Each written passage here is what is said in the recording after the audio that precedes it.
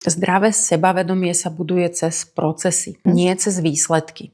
Zdravé sebavedomie znamená, že to dieťa si povie, že idem do toho, lebo viem, že to dokážem. Aj keď budú po ceste nejaké prekážky, ja nájdem spôsob, ako ich prekonať. Poznáme také tie všeobjímajúce tvrdenia, že ty si taký dobrý v matematike. Tieto tvrdenia sú pre deti veľmi škodlivé, pretože keď vám niekto bude stále opakovať, že vy ste dobrý matematik, tak vy si vytvoríte tú svoju vnútornú sebahodnotu, že ja som dobrý matematik. A každé zlyhanie potom zvládate veľmi ťažko, pretože to naruší tú vašu sebahodnotu. A čo teraz povedia tí moji rodičia, keď ja zrazu nie som dobrý matematik? Budú ma mať ešte stále radi? Ale keď mu poviete, že ale teda dnes si to dobre vyriešil, že to ma prekvapilo, že ako si pomocou toho obrázku vyriešil túto úlohu, tak ho pochválite a oceníte konkrétnu činnosť, ktorú to dieťa pri riešení toho problému využilo. Netrestať za chyby, ale to, čo je dôležité, ja si myslím, že vyťažiť z každej tej chyby to poučenie a chváliť